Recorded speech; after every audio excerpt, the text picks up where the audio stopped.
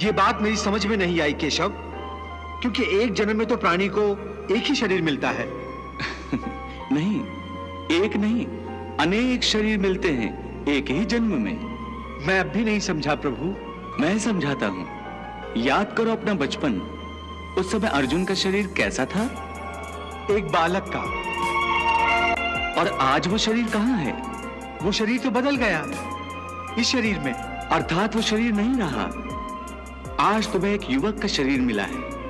इसी प्रकार प्राणी को जन्म के समय जो शिशु का शरीर मिलता है, वही शिशु का शरीर काल के प्रभाव से एक बालक का शरीर हो जाता है।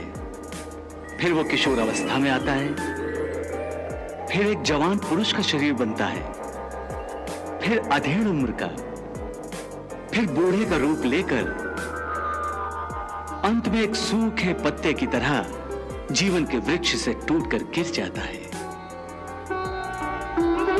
प्रभु, भगवान श्री कृष्ण अर्जुन को ये क्या समझाने का प्रयास कर रहे हैं, मेरी समझ में भी नहीं आ रहा है। मनुष्य को एक ही जन्म में तो एक ही शरीर मिलता है ना?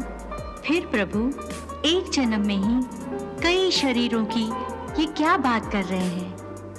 देवी, इस बात को समझाना तो बड़ा ही सरल है। देखो, मैं तुम्हें दृष्टांत देकर समझाता हूँ। किसका दृष्टांत? अब भगवान श्री कृष्ण को ही ले लीजिए।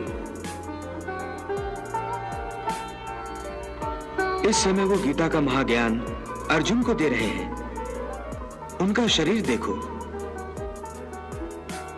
इन्हीं भगवान श्री कृष्ण ने जब पूतना को मारा था, जब शक्तासुर को अपने पैर के एक छोटे से अंगूठे से आकाश में फेंक दिया था, उस शिशु काल में उनका शरीर कैसा था?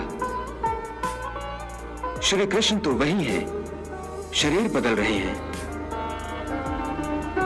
ये देखो, जब मां का माखन चुराकर घुटनों के बल भागते थे, उस माखन चोर रूप का शरीर और था, और जब किशोर अवस्था का शरीर मिला तो कालिया नाग के फन पर नृत्य किया।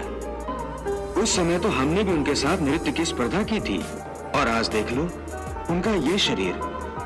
इस प्रकार जो शरीर पल पल छिन छिन अपने विनाश की ओर बढ़ रहा है, उस शरीर की मृत्यु का शोक ज्ञानीजन नहीं करते।